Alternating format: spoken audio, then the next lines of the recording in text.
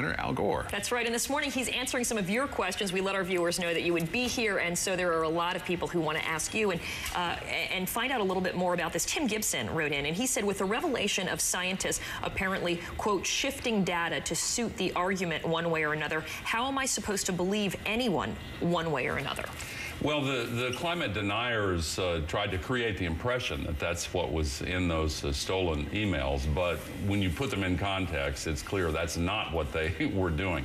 This was an open process in which the studies that were being argued about actually were fully included and openly discussed and analyzed. So this was an example of people who don't want to do anything about the climate crisis, taking things out of context and misrepresenting them. You know, he asked another question, which was repeated by a lot of people as well. So I think it's fair to give him two questions here, and that is there a natural cycle between ice age and warming?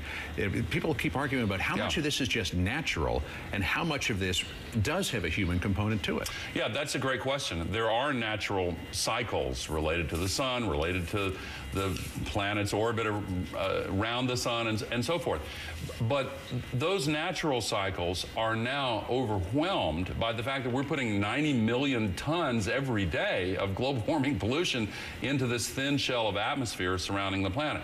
The magnitude of the man-made changes has now overtaken and far surpassed the natural cycles. And many of the natural cycles actually are pointing in the opposite direction. The man-made global warming is now so pronounced that it is not only overwhelming in magnitude, but it is reversing what would otherwise be the effect from the natural cycles. And that goes along with what David in Arizona asked you. He wants to know, please tell us what percentage of carbon dioxide is caused by human activity relative to other sources of carbon dioxide. Well, the majority of it is caused by human activity, and a cutting-edge study now quantifies the different causes of global warming. About 43%, or almost half, is from CO2. 27%, a little more than a quarter, is from methane.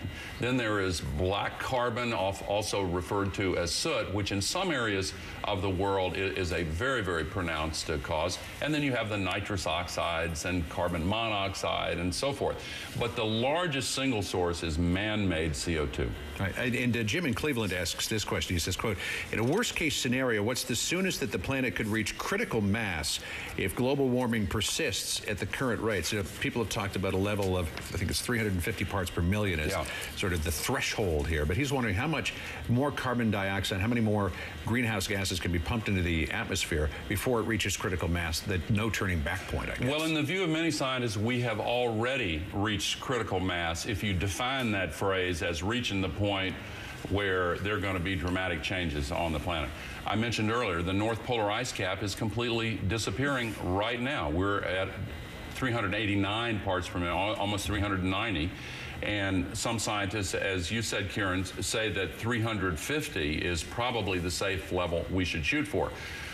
They have already reached a kind of a compromise with the science and saying the best the political systems can imagine doing is stabilizing at 450, which is way higher than many scientists think is a safe level.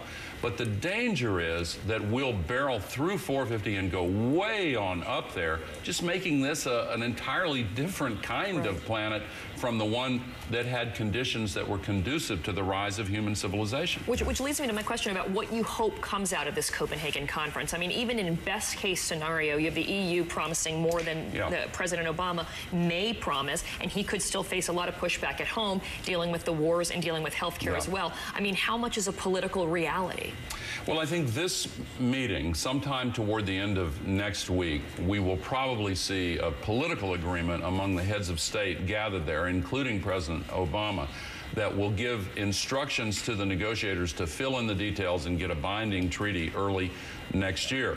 But in this political agreement they're shooting for, they will hope to also get specific commitments, country by country, to start the reductions process sooner than would start if we just waited for the treaty next year. Former Vice President Gore, it's great to catch up with you again. Thank you. Thanks so much for coming in. My pleasure. Thanks for having me. Good Thank to see you. Karen.